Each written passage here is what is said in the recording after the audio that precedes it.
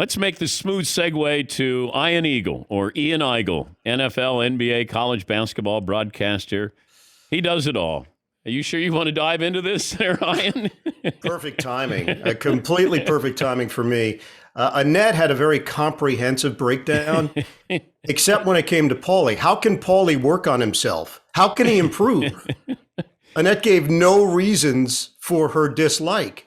Nothing whatsoever. It's just his overall being. That's tough, bud. Okay, how important is Twitter to you when you do a game? Do you care what is said about you? Hold on, let me check how this appearance is going. Oh, not very well, apparently. I pay attention, but I made a pact with myself probably 2 years ago not to check during games. During games, not healthy. Will sway the way you might approach a subject matter. And then, depending upon the event itself, I may wait a day or two after an NFL game to see what the reaction might have been. And then sometimes you're pleasantly surprised. Well, people were kind of into it at a 65% clip. Not like Paulie, where they had no opinion as to why they dislike him. But I have made the determination that it wasn't a smart move in game. No. I've worked with people who checked social media during a broadcast. Not healthy. No, and it would paralyze them because they would be so fixated on one person saying one thing, and I finally had to shut that off. If we were doing this show, then you couldn't be checking social media because you were reacting to one person and not to a larger audience there. Do you think that Kyrie Irving, you do the Nets games, you were there for his comeback. Do you think Kyrie cares about what is said about him on social media? Now, no. I think there was a time, yes. I think now he's probably gotten to a point where it's not something that dominates his thoughts on a day-to-day basis. I believe that he got to a level where he felt he was getting nothing but hate and negativity and just determined that it was not going to be productive for him or for his group, for his staff, for his team. And then it becomes easily dismissible. You just dismiss. You say, okay, all of that we put over here and we live our own life. He definitely beats to his own drum. There's no doubt about that. But he's pretty comfortable in doing it, and he's been highly successful doing it. So I'm not sure that's going to change anytime soon, Dan. I just wondered, though, what Kevin Durant really feels about Kyrie Irving, because he came there with Kyrie. They bypassed the Knicks. We're going to be here together. And then all of a sudden, here's Durant playing more minutes than he probably should be playing. James Harden playing more minutes than he should be playing. And meanwhile, Kyrie is like, I don't know. I mean, might be there, might not be there. Do you think that relationship is still as strong as it was when he first got to Brooklyn? Yeah, I think it might be stronger, believe it or not. And I know it's counterintuitive because everything you're saying naturally would be the way that most people would react. Hey, what are you doing? Why are you doing this to me? Look at what you're doing to the team. But they've got a bond, a legitimate one. And I think KD just digs Kyrie's vibe and the fact that he doesn't go along with what everybody wants. And to quote a former Danette, he goes against the grain. He does. And he always has. And I think Kevin likes it. By the way, the fact that I didn't even get a call to maybe be a step-in for McLovin was soul-crushing. Okay, like wait a minute. You do the NFL, the NBA, college basketball. You work for CBS, TNT, TBS, the Nets, Yes Network, Westwood One. Yep. Tennis Channel.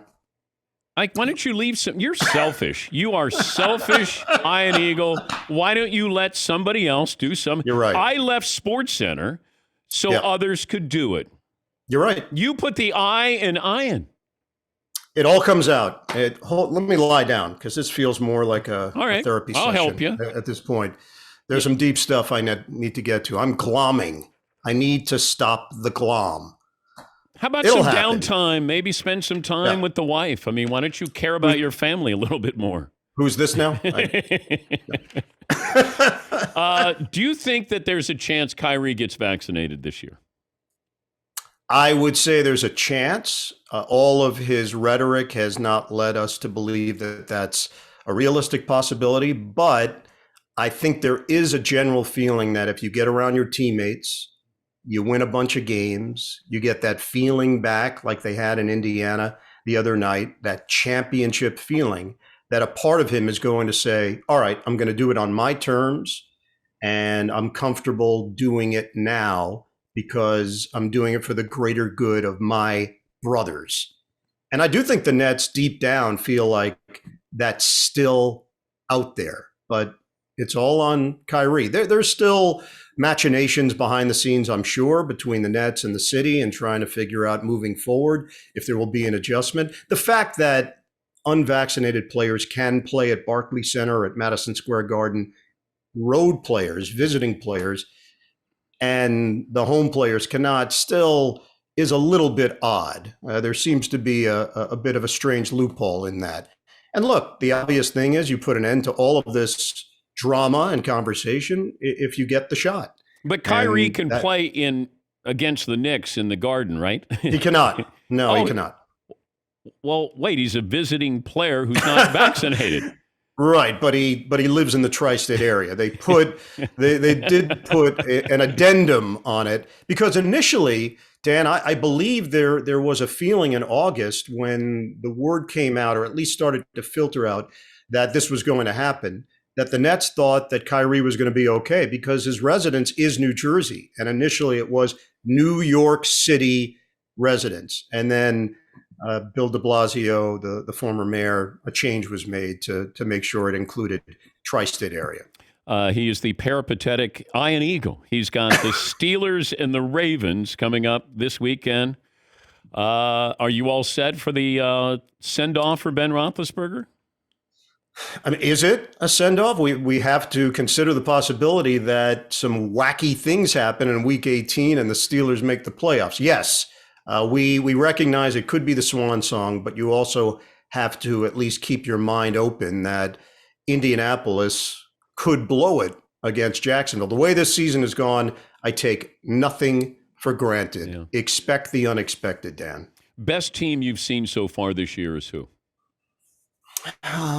Best performance I think I saw was Buffalo taking care of business, Josh Allen in New England, and it renewed some of those feelings that this team could be for real, depending upon what their draw looks like in the AFC. The Green Bay Packers have been the best team in football, and they should go in as the favorite, but everybody is beatable, and this field is wide open. The separation between what are considered the elite teams and the second-tier teams is not as wide as it's been in the past in the NFL. Best team in the NBA you've seen? Best team in the NBA I've seen, I saw Phoenix, I saw Golden State. They're both excellent. They're both tremendous. Chicago is the best story. Cleveland probably is the second best story. Golden State and Phoenix are the two best teams right now. Have you run out of ways to describe Steph Curry? No, I go to the thesaurus before a Steph Curry assignment, and I pluck a couple words that might be fitting if it works, because he is absolutely astonishing and extraordinary in his skill level. And it's a lot of fun calling his games. Kyrie Irving, I would say it's a similar feeling. And I did miss that, I must say, as a play-by-play announcer. Kyrie is at a different level in creating highlights. He's probably packed in more highlights in his about 2 seasons with the Nets than I had in my previous 26 seasons in calling the action for Brooklyn. And that's saying a lot because they've had tremendous players. Kyrie is a highlight machine, as is Steph Curry. Why hasn't Brooklyn embraced the Nets? No, I think they have, Dan. No, I've felt a shift. I think it was lukewarm initially. People were sampling the product, but over the last 3 years, I felt something different. You go into that arena and you are seeing repeat customers. You're seeing people donning Nets paraphernalia. You're seeing more of it around the city. I think there has been a shift, but you have to win. That's the one thing. But isn't this similar to the Lakers to the Clippers, the Knicks, even though the Knicks haven't been successful in a long time? Is that not fair to make that Nets to the Knicks, Clippers to the Lakers comparison? I think the one difference that I'm starting to see, having grown up in the New York area, the Mets were the second team in the market. The Jets were the second team in the market. Hockey, Islanders, eventually Devils, second team in the market. But they established a fan base. Both the Mets and the Jets did. It took time. It took a generation. And I think the Nets are planting seeds legitimately. I don't say that just for hyperbole. I really do feel it. And having done all those games in New Jersey, there was no impact, Dan. It's hard for me to say that now, but I recognize that they were just in a black hole, a chasm of irrelevance at the Meadowlands. Good luck this weekend, Steelers, Ravens. And it's always great to catch up with you. And Thanks, Dan. I mean, if you would like to do a cameo and sit in, if you ever have some downtime. I could see that. McLovin. I have the glasses. Yes, you do. I have the McLovin look. It's professorial. I will go with a different take just for the sake of it. Yeah. I'm in. Let's do it. And Paulie's my favorite. But you got to be kind of average at your job. Oh, no. That's not a problem. I've got that figured out. Ian, good to talk to you. Thank you, buddy. All right, DP. That's all the best. Ian Eagle or Ian Eagle.